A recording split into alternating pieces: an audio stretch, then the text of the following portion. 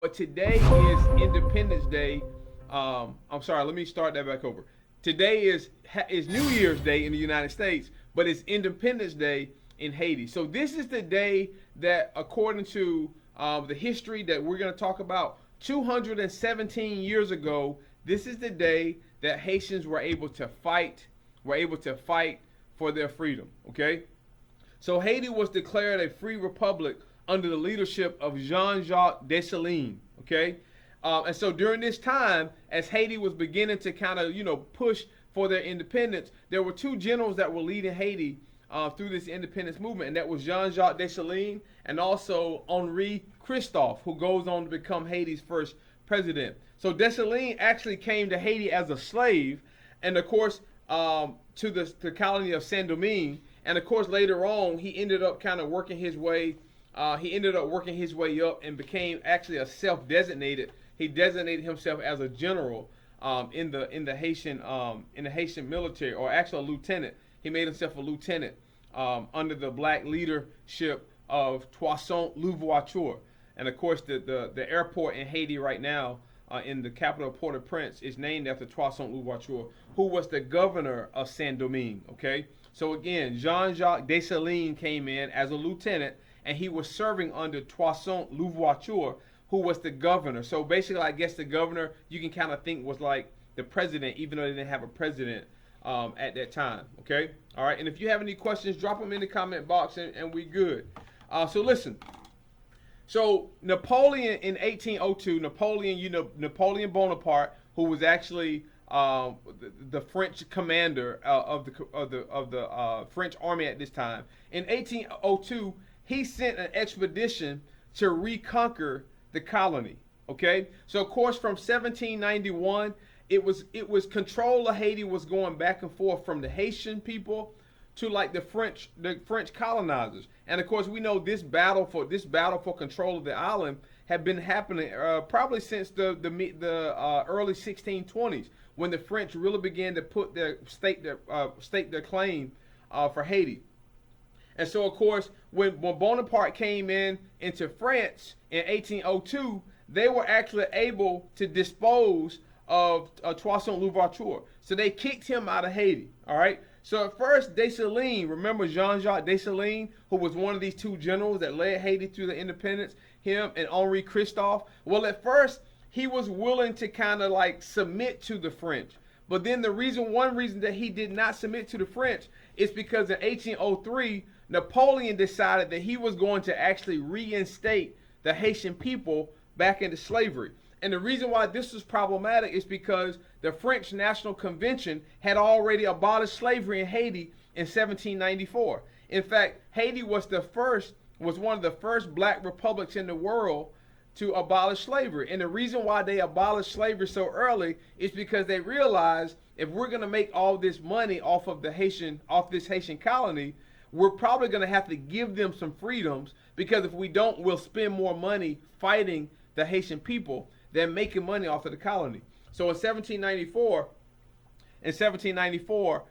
the Haitian people were granted their freedom, not their independence, but their freedom from slavery. But it was in 1803 that Napoleon decided that he wanted to think about reinstating the Haitian people back into slavery. And so it's at this point that Jean-Jacques Dessalines realized, you know what, we can't go along with this ideology, because if not, we'll end up back in slavery. And I want you to put a pin in that. Think about this for a second.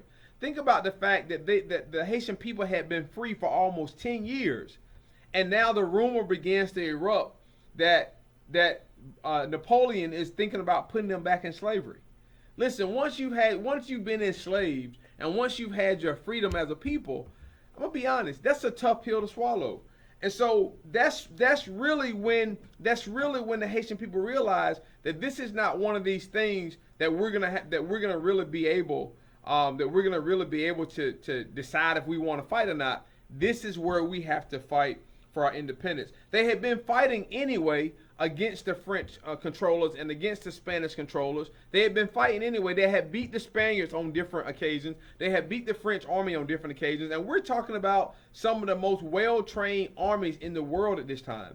But they had already been successful in bits and pieces and at different phases, but they had not garnered up enough strength to holistically kick out the European colonizers out of the country. All right. So not only was this problematic for black Haitians, but I want you to also understand that there were three subgroups of people in Haiti at this time. There were black Africans who had arrived in Haiti by way of the slave trade, who were just African, who became Haitians. You still had some of the indigenous native people in small amounts in Haiti. You also had white or European colonizers in Haiti, because they had colonized the island and they were there to make a profit off the colony. And you also had a mulatto population in Haiti, and this was a lighter complected people who were products of white colonizers and black Haitians. Okay, so you had some different racial demographics happening at this time. So, but because of this threat by Napoleon, this is when the Haitian people rose up to expel the French from Saint-Domingue. This is when the Haitian people said, you know what? This is not about our freedom from slavery, but this is about our freedom from Western powers. And so I want to pause for a second, because I want to just offer a rhetorical question, or at least a question for thought. And you might, and just to kind of say, well, what was the infatuation? Why was France so infatuated with Haiti? Like, why Haiti? Now, of course, we know that, during this time, the French had colonies all over the world. So did the Spanish. So did the Portuguese. And so at this time, there were colonies. There were colonies all over the world under the French regime, under the Spanish regime, under the Portuguese regime. In fact, you remember when this colonization first started, there was a line at first drawn to divide the map between the Spaniards and the Portuguese, called the line of demarcation. And so it was a Spanish and the Portuguese way of saying, look, you take this side of the world and we're going to take this side of the world, and you can have whatever you find. But of course, by this point, some other European nations had got into the mix and began to make a lot of money. So to answer my question, what was the infatuation with Haiti from the French powers? It was, Haiti was France's wealthiest colony in the French Empire. So before the revolution, meaning the Haitian Revolution, where they stood up and fought for their independence, they produced 40% of all of the sugar that was exported to Europe. 40% of this sugar was produced in Haiti.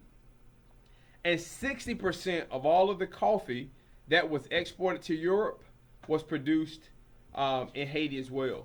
So they were making a ridiculous amount of money off of sugar, which was a very expensive item of commodity during this time, and they were making a lot of money off of coffee as well. So this was where they really had to decide, like, we're going to fight for our independence. And I'm going to be honest, the Haitian people were tenacious. The Haitian people were tough. And it was on January the 1st, 1804, that the Haitians actually defeated the French powers in Saint-Domingue and won their independence. And so after they defeated the French, Jean-Jacques Dessalines declared the entire island. So he said, okay, no more are we divided into two sides of this island. No more is there a Santo Domingo, and no more is there a Saint-Domingue. Now it's one island, and that island is going to be called Hispaniola. Okay?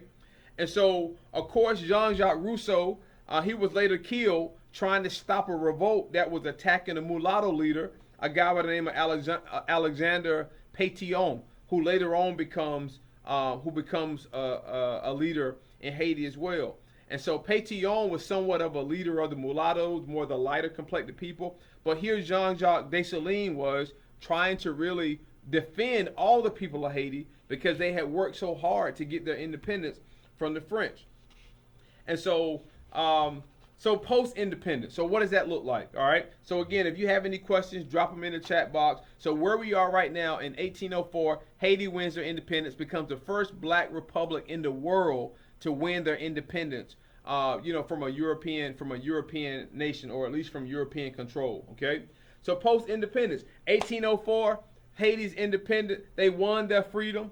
And so I want you to know that, and I'm going to fast forward, from 1804 to 1825, there was ongoing tensions between Haiti and the French regime, okay? So even though France lost, France was not going out like that. France was like, you know what? Yeah, you beat us, but we're not just going to let you be free. So even though Haiti won their freedom from the French and won their independence in 1804, it wasn't respected by the French. And in fact, the truth of the matter is it wasn't respected by the world. The United States didn't even start acknowledging Haiti's freedom until after the Civil War was fought here in the United States. So Haiti won the war against the French. But the only person that recognized Haiti as being free and independent were the Haitians.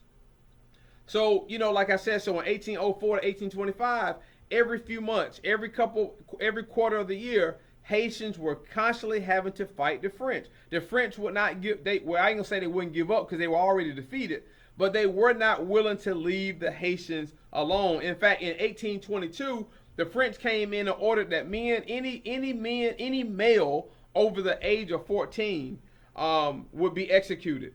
And they also put in an order that anybody caught trading with the Haitians during this time would be executed as well. Okay? Why? Because they didn't want Haiti to make money. Because in the eyes of the French thought that was their money. And they thought that it was still their colony. And they weren't willing to relinquish the fact that they had lost and that Haiti had gained their independence. So this brings us up to 1825. And so, and we're not going to go too much further, but this brings us up to 1825. All right? So this brings us up to 1825. President Pétion was the president. Of course, remember President Pétion was the one who took power after Jean-Jacques Dessalines was pretty much ousted from power. And so President Pétion became president. And so the French said this. They said, let's strike a deal. So the French wrote something called the indemnity of 1825. Okay? The indemnity of 1825. The French said, listen, if you want your independence, if you want us to leave you alone, you're going to have to pay for it. All right? All right, so this is the part that just baffles me. The French said, if you want your freedom, you have to pay us for it. The Haitians are saying, wait a minute. Wait. So how do we have to pay you for something that we already won? We beat you. And the French said, listen, unless you want to fight us every other week, you're going to have to pay for this freedom. You're going to have to pay for this independence. And so, of course, quite naturally, they had threw this idea out when Jean-Jacques Dessalines was still in power. And of course, that did not go over. Okay? And so, President Pétion agreed to this indemnity. But let me tell you what this indemnity was. The indemnity said, the French said, if you want your freedom, you got to pay us $150 million and we'll leave you alone. Right? 150. Listen, I want you to remember, this was 1825. Right? This was 1825. So 150 million francs during that time today would equal about $17 billion. So France said, listen, if you want your freedom, you got to pay. If you agree to this indemnity act, sign this indemnity act, and pay us $150 million, we'll leave you alone. And the reason why France asked them to pay for their freedom is because France basically said, you owe us money. This is crazy. You owe us money because of the money we're losing by not enslaving you.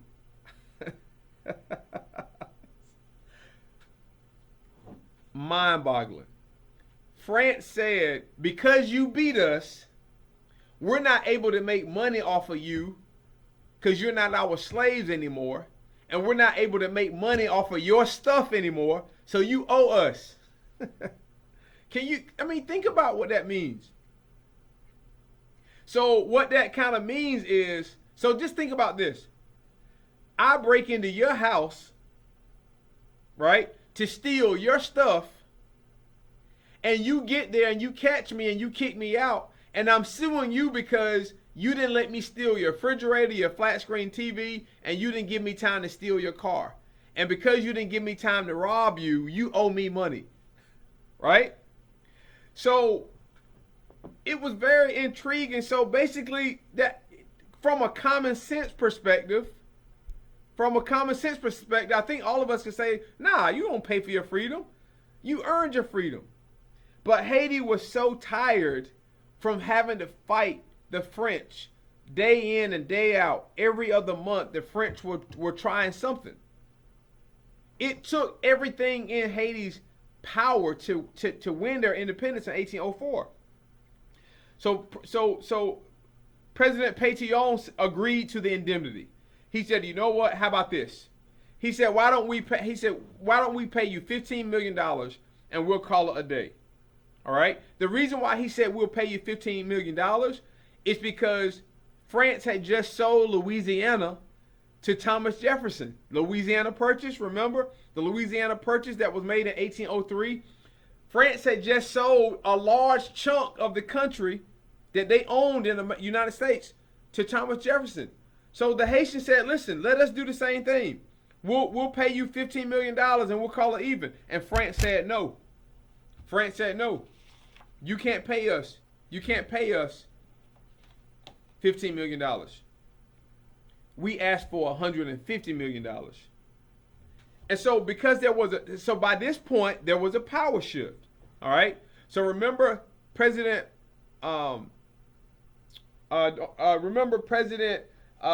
Pétion took over for Jean-Jacques Dessalines. And so now there's a power shift. All right. As President Pétion is leaving office, he is then replaced by Jean-Pierre Boyer. Okay. So now Jean-Pierre Boyer walks into this mess. He's like, look, I don't know what's going on. What y'all talking about? So he immediately agreed to the indemnity of 1825 because he inherited the mess. So he didn't really know what was going on. He's like, look, you know what? I think I know what's going on. If that means we got to pay you to be free, fine. All right.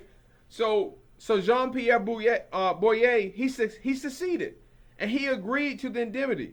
But he wasn't really fully aware of what he was agreeing to. Now, history has two different explanations. Some people say that he really wasn't sure about what he was agreeing to. And then there's some historical records that say that he was doing it out of self-interest. That he was trying to be the guy who comes in and save the day for Haiti and say, I'm the guy who led Haiti to their independence, right? So either way, he agreed to this. And nevertheless, the people of Haiti were excited about it. Because they were like, listen, we agreed to the indemnity act. We got our freedom. People were excited about it because they had been fighting so hard for their freedom since the days of San Domingue, since the days of Santo Domingo, since the era of Hispaniola, since the days of Haiti. Like, people were excited about getting their freedom. But they didn't realize what the terms were calling for. They had no idea what the terms that they had called for. So, of course, Haiti could not afford this.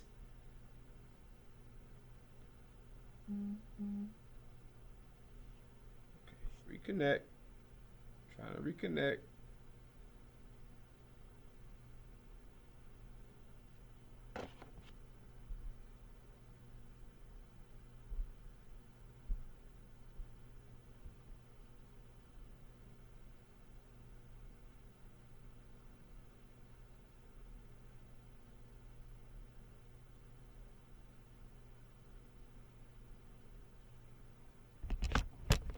All right, sorry about that. I was reconnecting.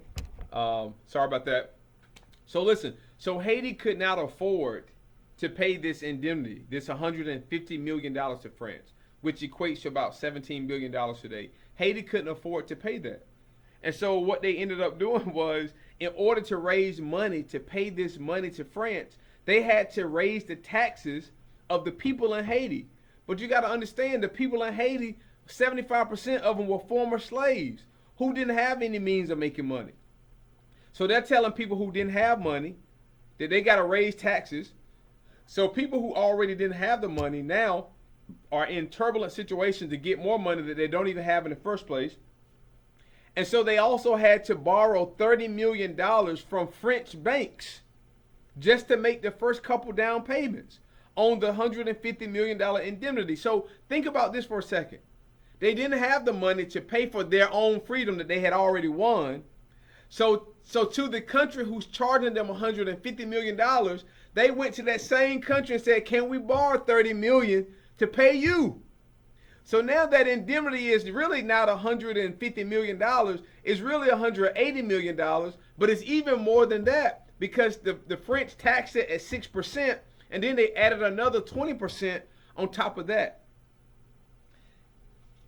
So here you are, you have the Haitian people who are absolutely, just first of all, think about the internal strife that this is going to cause in Haiti between the leadership saying, listen, congratulations, we're free, but by the way, I need you to pay more taxes. Think about the internal problems that it's going to create within the infrastructure of Haiti, but now think about the economic and social ramifications that it's going to create as Haiti now is looking at a $150 million bill.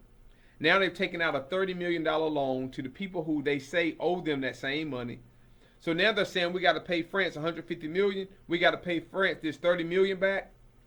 We also got to pay France the 6% interest, and then we got to pay that other 20% that came from who knows where that they put on top of that. So you're looking at $200 million in 1825, around 1825 to 1835, that Haiti is trying to figure out how they're going to pay France to pay for something that they had already won, which was their freedom and their independence.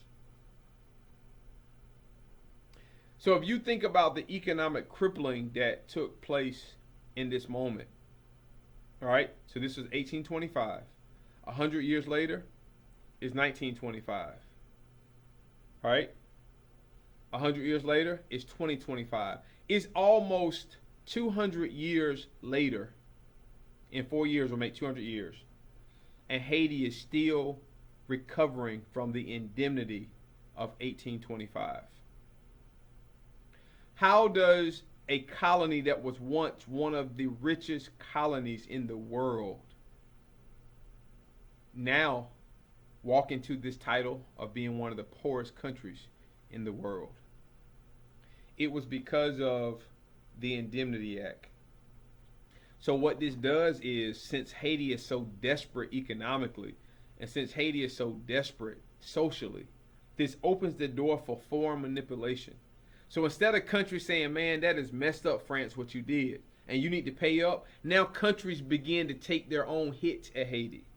So now countries come in with their own self-interest saying, hey, if France did it, we can do it, including the United States. The United States occupied Haiti from around 1916 to probably somewhere around 1933. We occupied Haiti. We had U.S. Marines positioned and stationed in Haiti. And during the last portion of that reign, we actually controlled 100% of the Haitian banks. So not only were we occupying their country, but we were blueprinting the way that we thought that they should function. And we were also training up this next generation of dictators that would carry on those dictatorial policies that we were trying to blueprint in the Haiti society. So the 1825 indemnity of Haiti, it paralyzed Haiti. It crippled Haiti's economy, and to add to that, imperialism and post-independence colonialism. I mean, there's no shock, right? So I've been to Haiti 8 times, and the first thing that I saw when I went to Haiti was, how can people be so poor? Like, it blew my mind that people live so poor.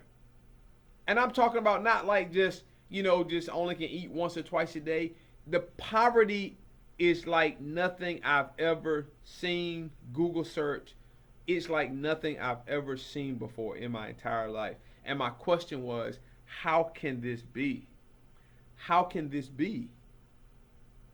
So I didn't know. I went to Haiti 8 times, and I've read some stuff, and a lot of times, what they want you to believe? Oh, it was bad leadership, and the leaders embezzled the money, and of course it has turned into some of that, but they don't really tell you this chapter. They don't really tell you about the indemnity of 1825 and how it was France who still owes Haiti $17 billion and need to pay it. So it's shocking. So let me make a couple points before I wrap up, okay? I don't want to keep it too long. I want to wrap up. So women were vital in the independence movement in Haiti. Sometimes we don't really talk about women a lot, especially in warfare. But there were women in Haiti who actually were very vital to Haiti winning their independence on January 1st, 1804. You had women like Cecile Fetman, that was crucial. Charlotte Papillon, that was instrumental. Some women dressed in men's clothes and posed as spies during this time. Women were also served as cultivators, nurses. Women also assisted with weapons. They actually knew what they were doing when it came to the weapons. Women smuggled goods, just a wide range of capacities. And so today, even in Haiti, there's some parts of Haiti where women are still seen as potomitan, which is considered like a pillar. Like some people see women as the pillar, potomitan, of society in Haiti. And so women were really instrumental in Haiti winning their independence. And so the last thing I want to mention really fast is how has Haiti influenced American history? I made a post today and I wrote this post, and it might have been radical, and so it is what it is. It's the truth. But I wrote this post today, and it said that Haitian blood is smeared all over American history. Haitian blood is smeared all over American history, and it is, and I'm gonna tell you why. Because would you believe that even though Haitians had not won their own independence yet in their own country in 1804, but would you believe that there were Haitians who fought in the American Revolution so that America would be free? There were Haitians who fought in the American Revolution to liberate us from Britain. Look it up, it's there. Haitians fought in the American Revolution. And then after they fought for our freedom, they had to go home and fight for their own. All right? So the influence is that Haitians fought in our Revolutionary War. So, and sometimes we're very biased about it, but we should welcome Haitians into our country. To be honest, they help. Listen, if it weren't for some Haitians, goodness, they're a reason why we became free. Because of Haitians. And so, if we have Haitian Americans in our country, we give them a hard time. But again, that's that left out chapter that we don't want to deal with. We don't want to deal with that chapter. But it was Haitians who also fought in the American Revolution. Let me also tell you the influence that Haiti had on the Louisiana Purchase. That middle chunk of our country that Napoleon sold to Thomas Jefferson in 1803 for $15 million. That's a double-edged sword, because the reason why Napoleon sold that is because for one, he needed money for the war that he also was engaged in some warfare with Britain. He needed money. Two, he also realized that he had a fight on his own hands in Haiti. So his idea for Louisiana was that Louisiana would be like the trading center for the products that would be produced in Haiti. But in 1803, the Haitians were showing him that, listen, dude, we're not going anywhere. We are not giving up. So I think Napoleon started thinking about okay, so it may not make sense for me to hold on to Louisiana when I don't even know if I'm going to have the colony of Haiti to bring my fruition to Louisiana, his vision for Louisiana. And then on top of that, the United States was adamant about buying Louisiana because at least this kind of reduced foreign threat. At least we didn't have another foreign country on our soil running things. So it was shocking when Napoleon Bonaparte sold Louisiana to Thomas Jefferson for $15 million, but when he offered it, we jumped on it. And then, of course, he was right in 1803, because that next year, he did not have a permanent place in Haiti, because the Haitians kicked him out and defeated him in 1804 on January 1st on Haitian Independence Day. The reason why I said that was a double-edged sword is because even though it was a double-edged sword, because even though it was a victory for the Haitians, but it really expanded slavery in the United States. first of all, it expanded our country because we were chasing this whole idea of the United States expanding from the Atlantic Ocean to the Pacific Ocean, which what we call the manifest destiny. But it added more territory, more land to our landmass, and so it expanded slavery. And so that's that double-edged sword that it kind of added. So it's funny because we banned slaves though, because even though we had slaves in America, we banned slaves from coming from Haiti. We said, listen, we want slaves, and we definitely want slaves to work the land and to do the slave labor, but we don't want any slaves coming from Saint Domingue. And I'm gonna tell you why they said that, and I think this is where I'm gonna end the lecture. They said that they did not want slaves coming from Saint Domingue because somewhere someone wrote that we don't want slaves coming from Haiti because he said because they have freedom running through their veins. It was something about the Haitian people, their resilience, their tenacity, their fortitude, their indomitable fortitude. They were not willing to allow anybody to hold them down. They were not willing to allow anybody to rob them of their identity, and they were not willing to let anybody rob them of their freedom.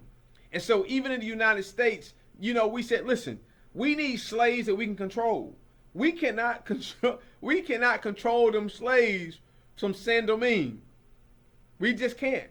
Ship us some slaves from Santo Domingo, wherever, but do not, and I repeat, do not send us slaves from Saint Domingue, from Haiti, because they rough and you can't tell them what to do. And I think that's powerful, and that's what I want to say to you guys. I think that's powerful because not only from a Haitian heritage perspective, and I'm not Haitian, I don't think so anyway. I'm just really passionate about the plight of the Haitian people and what they've had to overcome. But bottom line is the Haitian people are African people. They are descendants of Africa. If you're African American, you're descendants of Africa. They're black people, and the resilience that they have shown throughout world history is so inspiring. It's so inspiring. Just to know that when the odds are against you, when you don't even have the numerical advantage and you don't have the material advantage, that there is enough resilience in you to always win. And that's why I'm so passionate about this newfound love of like Haitian history. It's because, man, they did it the right way. They rolled their sleeves up and they fought for their freedom and they won their freedom. And so it's just such a powerful story of resilience, of tenacity. And I'm going to end it also here. This is not where Haitian history ends. This is not where we say, oh, wow, that was a great story. Happy Independence Day, Haiti. This is where we got to really deal with the reality of the matter. The reality of the matter is, France, you still owe Haiti $17 billion. All right? This is where some of y'all might log off my log right now, but it's okay. United States, that $500,000 that was expatriated out of Haitian banks into American banks, we still owe Haiti that money. And I don't want to hear, oh, we helped them and we paid them back. No, we haven't. We haven't helped them. We've given them what we owe to them because the bloody summers of 1918 and 1919, the bloody summers when we sent our Marines there and said that if anybody rises up against our control to kill them and to murder them in the streets of Haiti, no, that was right. So we don't necessarily not only owe Haiti monetary reparations, but I'm gonna tell you the truth. We owe them a global apology, to tell you the truth. That's the first thing we owe them. Not only America, but also France. But France owes them a lot of money, a lot more money than we owe them. But we owe them some change too. I'm just telling the truth. So just check it. You'll find it in your research. But we owe them some stuff. And France, you owe them $17 billion. And the last time, every time a leader speaks up about it, somehow or another, the leaders always end up ousted. So, France should never speak up about anything human rights related, anything related to human equity at all until they strike even with Haiti. You owe them $17 billion that you made them pay when you know they didn't owe it to you. You made those after they beat you and won their freedom, then you made them pay for it. That's a problem. That's the issue. And not only did you make them pay for their freedom, but then you loaned them money out of your French banks, knowing that they would never be able to repay you, knowing that they would forever be indebted to you, and knowing that that would be a way for you to make some side money on the side from that colony, even though colonization was already outlawed. And it's not even your fault, France, because even when we drafted the Roosevelt Corollary and we wrote the Monroe Doctrine and we wrote all of these policies that were supposed to protect the islands, the people of the Caribbean, for some reason we didn't allow that to really extend to Haiti. And when we did allow it to extend to Haiti, we did it out of our own self-interest. So all I'm saying is this. Haiti's story of independence is powerful. Haiti's journey as a people, as a nation, is amazing to me. But what countries have done to Haiti is what we would call in movies unforgivable. Now I don't believe anything's unforgivable, but what I do believe is that it's time for these countries to make it right with Haiti. You have the money, pay them. You owe them. People in Haiti today are still suffering from this indemnity of 1825. You crippled this nation, you crippled this country, you set them up for social disaster. But we watch the news and say, oh man, the people in Haiti are crazy. All they do is kill and rob and steal from each other. You know what? If your children were at home starving to death, if your family was sick and couldn't go to the doctor because there was no doctor, if your children had to walk the streets of Haiti because there was no free education, I guarantee you, you would be pushed to desperate measures as well. And these examples are not radical examples. These are all real examples. Most people in Haiti are so poor that when they get sick, they have to die at home because they can't afford to go to a hospital, because the hospitals don't have what it needs. It doesn't have the infrastructural resources to help people. Most kids, most teenagers are walking the streets of Haiti right now because there is no free education system. If you want to go to school, you got to find somebody to pay for you to go to a private school. And most people in Haiti making $2 a day don't have the resources to send their children to school to get an education. And even when you can go to school and get an education and graduate, the government infrastructure is not strong enough to even create jobs or opportunities for people even once they get educated. So again, I just wanted to speak about this chapter that often gets left out of world history. In closing, you cannot talk about the French Revolution and the American Revolution without talking about the Haitian Revolution. You cannot do it. If you are a world history teacher out there, or if you are a U.S. history teacher out there, or a social studies teacher out there, the next time you teach your revolution unit, the French Revolution, the Cuban Revolution, because that's in there too, the American Revolution, I ask you to include the Haitian Revolution.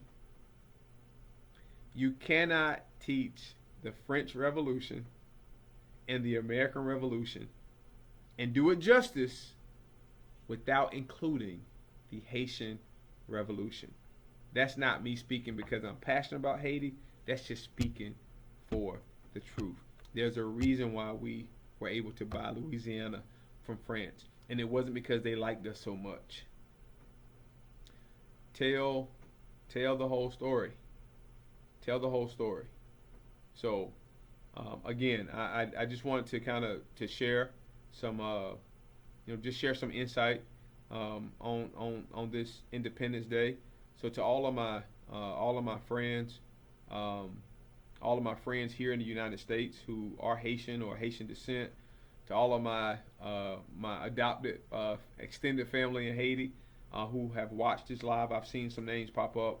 I say that to you, happy Haitian Independence Day. And I really hope that one day that we will be in a place to where we can acknowledge Haiti's relevance to the world, um, and to other places. Haiti played a major role in the American Revolution. They fought for for America's freedom, and it was nothing for them to gain, but they fought courageously for America to get our freedom. We owe them something. We owe them something.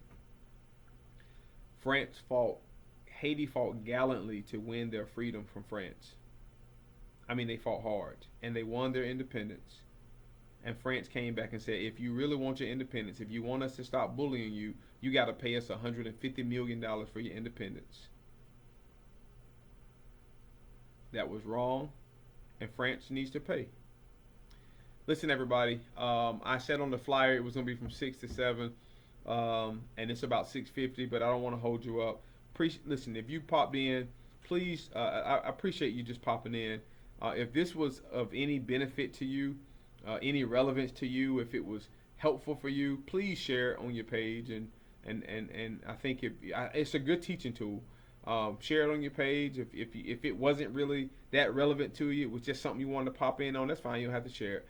But if it was something that you feel that you can benefit from, do me a favor and share it on your page, and go from there. If you have any questions about anything that I've covered in this live on Haiti's independence, please feel free. Please feel free to inbox me or to send me a message on Facebook. I'd be more than happy to conversate with you, or to answer your question. I don't have all the answers. Like I said, I'm not an expert on Haiti's history per se.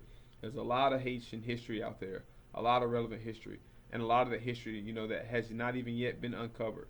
But I would say that I feel pretty strong on the surface level history, and even maybe a little bit of the deeper level history as well as it relates to Haiti. So anyway, everybody, have a great day, happy New Year, and happy Haiti Independence Day. Take care. What's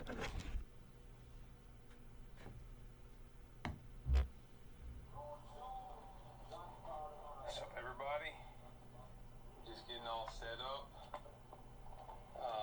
I'm just logging on 5 minutes early so I can get everything squared away. So, not